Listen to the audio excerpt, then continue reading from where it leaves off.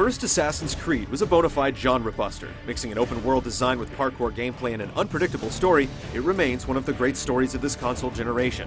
The second played it a little safe, but sanded the experience down to remove many of the imperfections.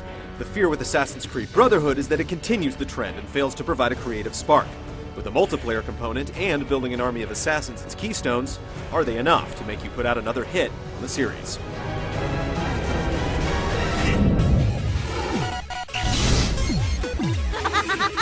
I don't understand. Please wait. I have so many questions. Picking up the moment after the second game ended, once again you take the virtual reins of assassin Ezio Auditore de Firenze as he takes up the ageless battle against the scheming Templars in the late 15th century. The coveted Apple of Eden has fallen into the hands of the evil Cesare, and he won't rest until all of Italy is under his foot. As the game begins, the villa you spent hours restoring in the second game falls under attack, but Cesare has bigger plans, and the focus quickly shifts to Rome, where a power struggle ensues. Ezio must navigate the muddy waters of friend or foe as he tries to stave off the attack. Once our enemies are dead, we can speak of vaults and gods and ancient places. With a lot of characters to keep track of, things can get a little messy and sometimes uninteresting. The cast of bad guys is a bit too fluid and bland as new villains materialize constantly without much context. Chiudi la bocca! None speak ill of the Borgia! Things are further complicated by the other half of the dual story that takes place in the present day. What if I can't stop the visions? How long before I start painting symbols on the walls? Desmond Miles, a direct descendant of Ezio, goes into the virtual world of the Animus to relive Ezio's memories and uncover clues to the Templars' motivations. The storyline is explored a bit more here than in the prior two games, but not necessarily for the better. Desmond and his group of scientists come off like the cast of Scooby-Doo, and it feels out of place in the context of the larger plot. Did you miss me? No? Anyone? It's still a rather unique premise, and fans will be more than happy to follow the dangling carrot. Could one of you tell me what's going on? Newcomers will get a lot of mileage out of the video montages that help bring them up to speed. Who is Desmond? Where are these temples Minerva spoke of?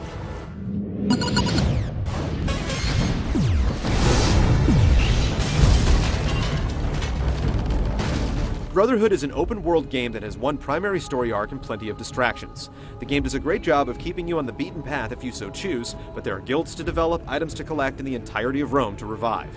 All the advancements from the second game have returned, like buying and maintaining armor or weapons and restoring properties. The latter was confined to Ezio's villa before, but now you're charged with rejuvenating the entirety of Rome. This essentially broke the game's economy before by providing you with more money than you knew what to do with, but it's much more balanced here. I will make money the least of their worries. Mission variety is always key in games like this, but minus a few unique tasks speckled throughout the game, you'll find yourself escorting allies, trailing people, and assassinating targets more often than not. You are here for Cesare and Rodrigo. This is not a short game, so by the time you cross the finish line, you'll be wishing for a little more variety. Brotherhood takes place primarily in one city, but it's absolutely huge. To help with navigation, you have Ezio's trusty steed and a series of tunnels that will allow you to warp once they've been discovered and unlocked. Be ready to fight. What are you doing? Saving you! With a war on his hands, Ezio needs as many allies as possible, and the underpinning is bolstered by a new assassin recruitment system. You'll find average citizens littered around the city interested in joining the cause. Once you rescue them, they become part of your army. It would be an honor to fight alongside you, Signore.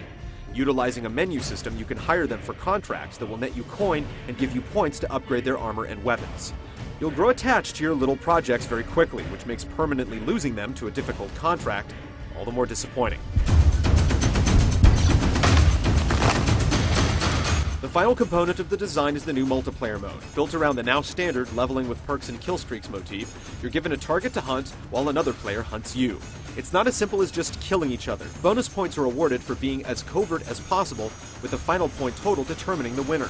There are 4 variations on this theme, including team-based options, but it all eventually feels like one note. You'll often spawn right next to your potential killer, and luck plays a little too big of a hand in the outcome because sometimes there are far too many of the same character model in a given space. Even so, it initially feels fresh, and the perks do their best to even the playing field. Assassin's Creed Brotherhood isn't your typical action-adventure game. The campaign is quite lengthy, and there's an engaging multiplayer component to explore. Recruiting assassins to your cause becomes an addictive metagame, the economy is balanced, despite its massive expansion, and you're given plenty of freedom in how you tackle the quest. Il piacere immeritato si consuma da sé. Requiescat in pace. The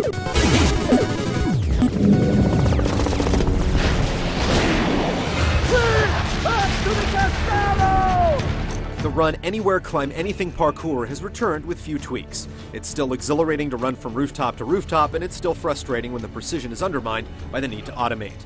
Combat still feels like an afterthought. Enemies stand around and take turns being dropped by counter kills, and those that are immune to them only require a kick or two before their defenses are broken. Linking kills between enemies has been smoothed out, but it only makes things easier. The most difficult element of the combat is managing the camera that often gets stuck behind level geometry. You would not believe the things I have seen, Mario. Then be sure to stay alive that I might hear of them. How you handle each mission feels a lot more rigid, and we found ourselves bogged down in trial and error a lot more than the prior two games, thanks to enemy placement that often forces you to uncover a predetermined path to your goal. Each mission objective is a special condition you must satisfy in order to achieve full synchronization, which does help in providing a different perspective on satisfying each task. Get it! Corner the rat! The map is still opened by climbing to high perches and synchronizing the area, effectively taking it under your control and allowing you to restore the shops found there. The twist is that some towers feature a Borgia captain that has to be eliminated before scaling it and burning it to the ground. In Assassin's Creed 2, you spent a lot of time building and fiddling around with Da Vinci's inventions, but they've been pushed to the side here. Forgive me. The Borgia have commandeered my services. The result is far less variety, despite a slight uptick in turret play. At least the horse is a lot more functional now, allowing you to ride inside the city and be effective in combat while mounted. Recruiting other assassins is more than just a metagame. Using the left shoulder button, you can call your colleagues into action to help in dire situations, or just as a distraction. The AI does an adequate job of handling things on its own, and there are some missions where having built a large army of minions can make all the difference. She called out to a phantom, Desmond, as if he were there, standing beside me. Now in its third installment, the sense of wonder has faded, leaving Brotherhood to stand on its own 2 feet. Tweaks to the combat failed to eliminate its most glaring flaw, and the changes to the horse gameplay have made it flashier, but marginally more useful. The one addition that does hit the mark is the inclusion of assassin support, but halfway through the game we started to tire of the miles of terrain to traverse and the repetitive missions. That's sad. That's life. Well, that's death, technically, but you take my point.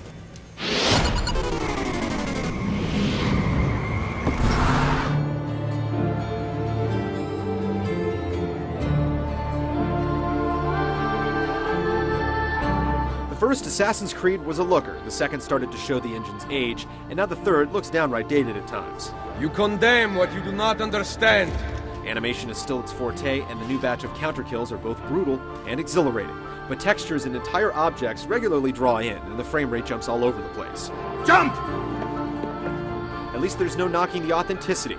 This is about as close as you'll get to being able to explore a fully restored Rome in 3 dimensions, and we wouldn't be surprised if history teachers around the world use it to show their students what it really looked like. The voice acting is strong, and the script uses language effectively to convey some of its bigger moments. The orchestral music lays a nice bed for the atmosphere, and while Brotherhood regularly falls short on a technical level, the artistic vision does not disappoint. Bloody third world country! You're talking about Italy. No, Europe in general.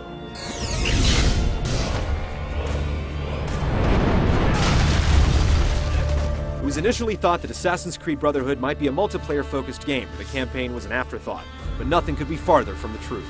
Just as lengthy and deeper than its predecessors, Ezio's latest adventure holds the line. Many of the gameplay issues have gone unchecked once again, but assassin recruitment, development, and implementation is far more addictive than you might think. The multiplayer component definitely has its moments, but serious players will be turned off by how random it can be. For the series to remain elite, it will need to evolve, but for now, its unique premise and core gameplay are more than enough to make this Brotherhood one worth joining. It will be worth the wait, Ezio. Trust me.